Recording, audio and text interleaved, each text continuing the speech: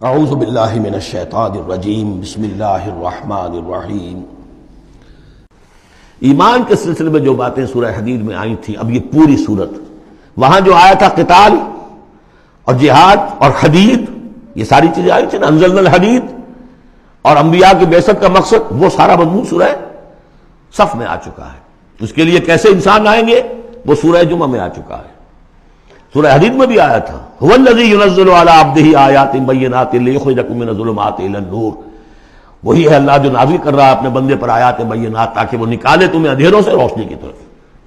لیکن سورہ تغابن میں ایمانی مباحث اور جامع ترین سورت ہے۔ لیکن ایک بات یہ ہے کہ سورہ حدید کے بعد نمبر 2 میں سمجھتا ہوں کہ یہ سورہ مبارکہ بھی اللہ نے مجھے عطا کی، اس کے اسرار و رموز، اس کا نظم اس قدر واضح اللہ کے فضل و کرم سے ہے۔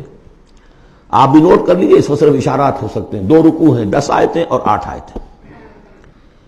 پہلے رکوع کی 10 آیتوں میں 7 آیتوں میں نریشن ہے ایمان کی، ایمان یہ ہے، یہ ہے، یہ ہے، یہ ہے، اور 3 آیتوں میں بڑی زوردار دعوت ہے، پس لاؤ ایمان، مانو ان باتوں کو۔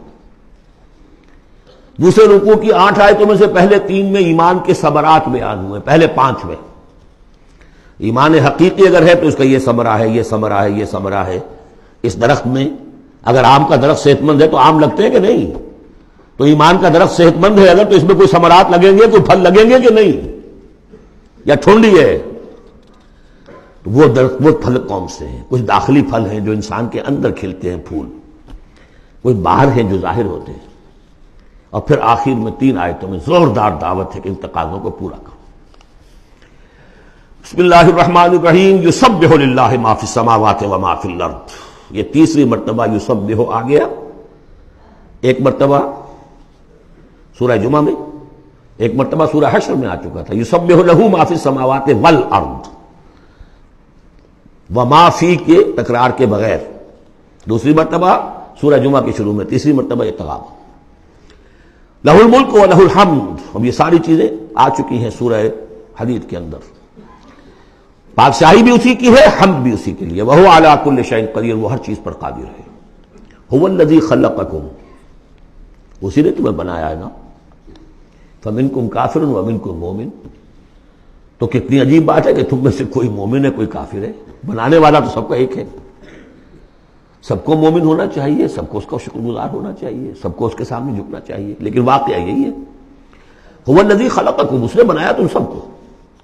فَمِنْكُمْ كَافِرٌ وَمِنْكُمْ مُؤْمِنٌ وَاللَّهُ بِمَا تَعْمَلُونَ بَصِيرٌ، اور جو کچھ تم کر رہے ہو اللہ دیکھ رہا ہے۔ اس میں بڑا ایک یوں سمجھیے کہ بڑی دھمکی ہے، اللہ دیکھ رہا ہے، یعنی یہ کہ جو بھی اس کی مخلوق میں سے اس کا کفر کرے پھر اس کے ساتھ وہ نمٹے گا اس سے۔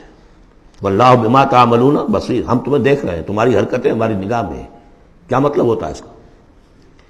خلق السماوات والارض بالحق، اس نے آسمان اور زمین پیدا کیے ہیں ایک پرپس کے ساتھ، باطل نہیں ہے یہ تخلیق، عبث نہیں ہے یہ تخلیق، حق کے ساتھ، با مقصد، با نتیجہ، اور خاص طور پر تم اس کی کریشن کا کلائمیکس، وَصَوَّرَكُمْ فَأَحْسَنَ صُوَرَكُمْ، اور تمہاری جو نقشہ کشی کی ہے تو کتنی عمدہ کی ہے۔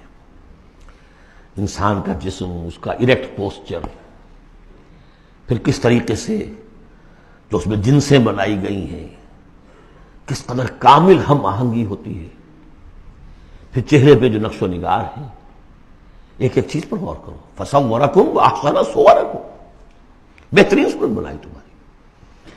وَإِلَيْهِ الْمَصِيرُ، اسی کی طرف لوٹ کر بھی آنا ہے۔ یہ سب کچھ بنا کر ایسے نہیں چھوڑ دیا تمہیں، تم اتنی گھٹیا شے نہیں ہو کہ بس اٹھا کے پھینک دی، نہ کھلونا ہو کہ کھیلے اور بس اس کے بعد جی اگتا گیا۔ یہ ایک سیریس کریشن ہے، پرپس فل ہے، نتیجہ نکلے گا۔ اب دیکھیے، ایک آیت میں جمع کیا ہے وہ تمام جو ایمانیات، ایمان بالعلم، علم خداوندی کا جو ایمان ہمارا ہونا چاہیے۔ آپ کو کئی کئی آیتوں میں ملے گا قرآن میں بہت سے مقامات پر، یہاں ایک میں 3 ڈائمنشنز دی ہیں۔ یعلم ما فی السماوات والارض، ایک ڈائمنشن، وہ جانتا ہے جو کچھ آسمان میں ہے، جو کچھ زمین میں ہے۔ کیا باقی رہ گیا؟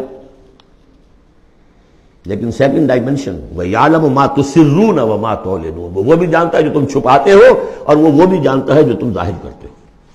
تیسری ڈائمنشن اور آئی، واللہ علیم بذات الصدور، سینوں کے اندر جو کچھ ہے وہ پنہاں ہے وہ بھی اللہ جانتا ہے۔ میں کافی عرصے تک متردد رہا کہ یہ تو پھر تکرار ہو گئی، جو کچھ ہم چھپاتے ہیں وہی ہمارے سینے میں ہے نا، اور تکرار محض کلام کا عیب ہے۔ یقیناً یہاں کوئی اور بات ہونی چاہیے۔ تو جب انکشاف ہوا کہ اس سے مطلب ہے even your sub conscious mind which even you don't know yourself what is lurking in the subconscious mind، تمہارے تحت الشعور کے اندر جو طوفان اٹھتے رہتے ہیں اللہ تو ہم سے بھی واقف ہے۔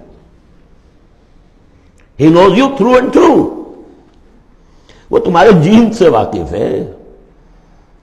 هو عالم بكم اذ انتم اجنۃ فی بطون امہاتکم، اپنی ماؤں کے پیٹ میں جنین کی شکل میں تھے، اللہ تب بھی جانتا تھا تمہیں۔